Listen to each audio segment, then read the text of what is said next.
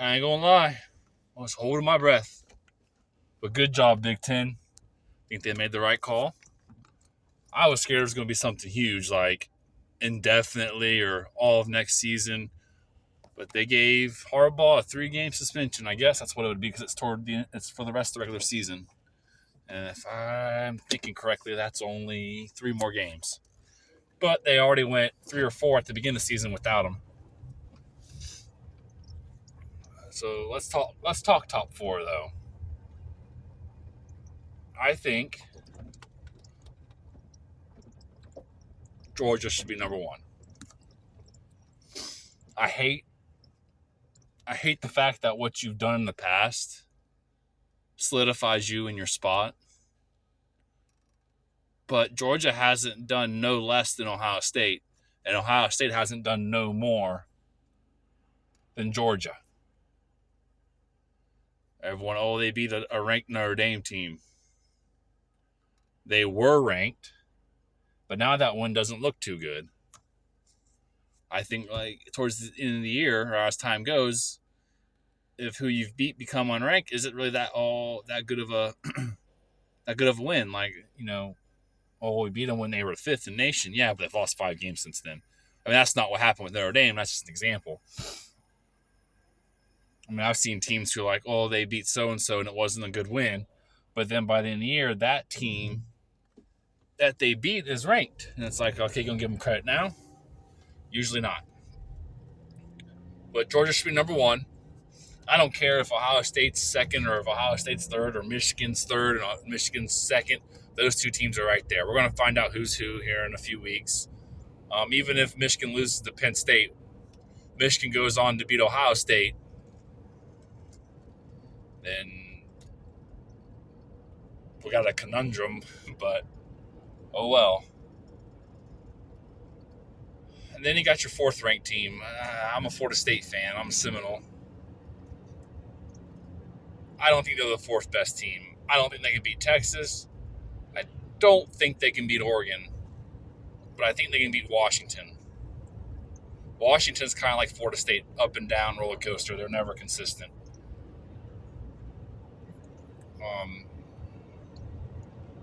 But do I think the 4 teams in it now are the 4 teams at the end of the year? No. Middle row for Alabama just keeps getting better and better, and I hate to say it. Gosh. Alabama, I think...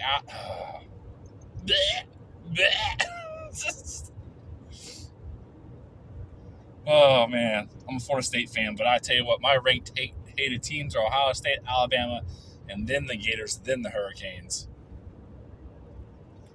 I think Alabama's going to beat Georgia in the SEC championship game.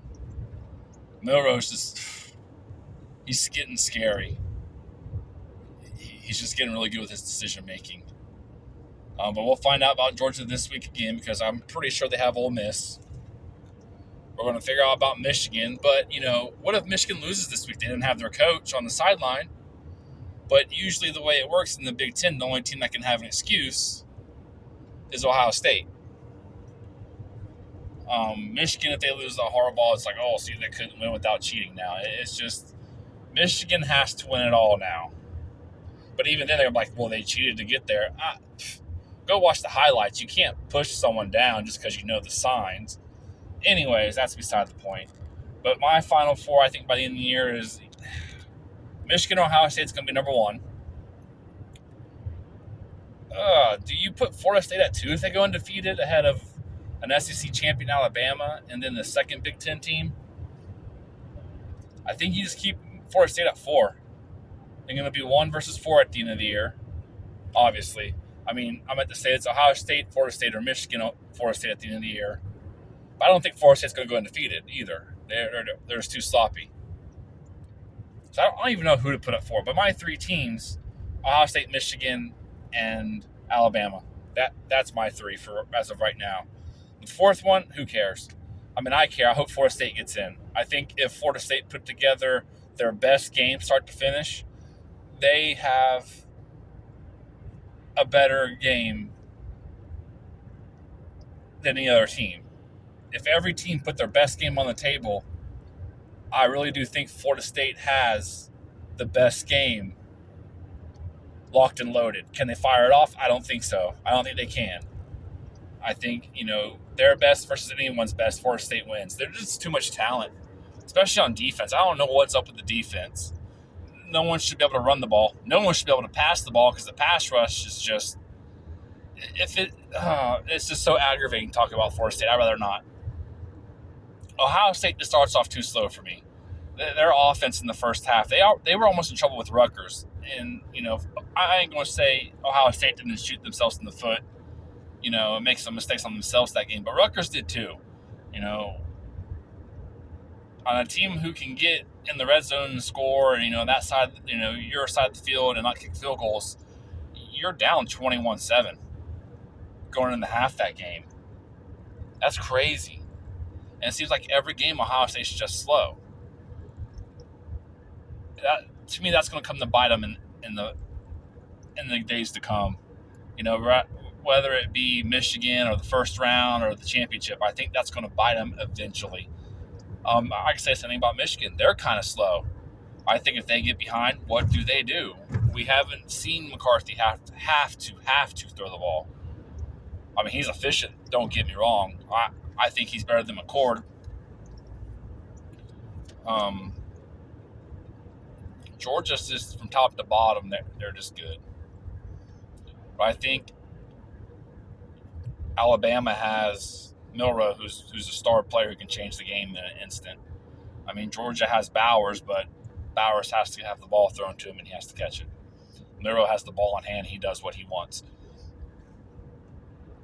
The fourth team, if it's not Florida State, if Washington goes undefeated, they're in. Even if Florida State goes undefeated. I think if Washington loses, Oregon beats them in the championship game. But if Texas wins and Alabama beats Georgia, Texas is your fourth team. There's a lot that can happen. But my top four, the only three I would guarantee that would be my pick would be Ohio State, Alabama, Michigan. No particular order. Good job, Big Ten, on the suspension. I agree with that. That's enough. I honestly think the Big Ten, was pushing so hard. The coaches and the athletic directors were pushing so hard because they don't want to face Michigan at full strength. People are like, well, they want to be competitive. Well, I think if you can get a competitive edge with their coach not being on the sideline, wouldn't you push for that? I don't know. I really don't know. I remember when I played sports back in high school, if we knew a player on the other team wasn't going to play that game, we got hyped. It was one of their best players not playing, blood in the water. We were coming. That's what teams are going to do now with Michigan. Harbaugh's gone, blood in the water, because now it's game time. This ain't the beginning of the season; it's the end. And I think that's the way Ohio State and Penn State, felt about this. We get Harbaugh out, we have a chance. I mean, I think Ohio State had a chance, but I mean, the past 2 years, your defense still has to play. Your offense still has to play. I mean, you still got to block. You still got to run, whether they got your signs or not. And after I've read about this, most teams change their signs weekly. I mean, there's very few that keep them. So it seems like the ones who seem to be pushing for the Harbaugh gone for good, to me, would be the teams who don't change their signs weekly. What do I know? I'm just some guy who reads. College dropout. I don't know nothing.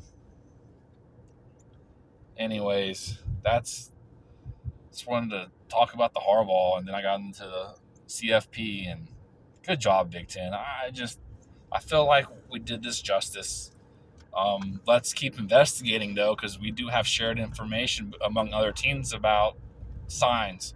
So, I mean, is that allowed? I don't know. I'm trying to find those rules. And reading these rules is like the Da Vinci Code. It just ain't going to happen. But it'll continue to unfold. NCAA hasn't done their thing yet. We'll see what happens.